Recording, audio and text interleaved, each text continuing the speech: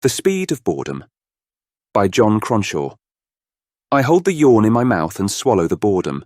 I look up at the clock while the lecturer talks and talks. How can time crawl like this? I fall into my mind, dividing time into the objective and subjective, the measurable and the personal. Time dilates at the speed of boredom. A minute seems like 5, an hour an eternity. They say, time flies when you're having fun. They say, live fast, die young.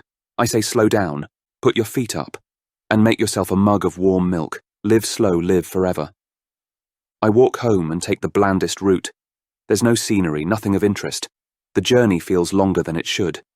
I gain several minutes. I throw out all the things I love. My books, the good ones, clothes, video games, movies, music, the wife. I search online for videos that will extend my life. An hour-long documentary about the history of bus travel in Wolverhampton between 1972 and 1976 pushes me beyond boredom. I gain so much, so many hours squeezed into one. My mum calls me. She's telling me about her new decking. The temptation to hold my phone away from my ear is almost unbearable. But I think about all the time I'm gaining and ask again about Aunt Mildred's hip replacement. So boring. I tell her, I've kicked out the wife. She gets upset. This drama is stealing my... It's eating into my life, accelerating my drift towards death. I hang up, drop the phone in the toilet and flush.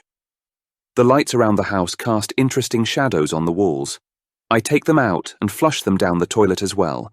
When the plumber came, he regaled me with amusing anecdotes about his time in the army, so I asked him leave and hid in a cupboard. There's a knock at the door, loud and insistent. It's the wife. She's been crying. She says she's worried about me. I try to ignore her and turn her words into a drone. I sit in the dark for weeks, eating dry crackers and rich tea biscuits.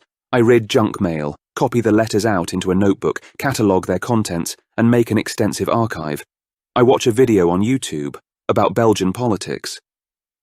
But I turn it off when it's a bit more interesting than I'd predicted. There's a knock at the door. The wife's back. She's crying again. My mum stands next to her. She's crying too. There's a paramedic and an ambulance outside. I try to explain that they're stealing my time. They don't listen. They say, it doesn't work like that. They say, they want to help me. But I don't need their help. I need to reach the speed of boredom. The end. Thanks for listening. If you want to hear more stories by Jon Cronshaw, hit like and subscribe. You can find out more about Jon Cronshaw's work by visiting joncronshaw.com.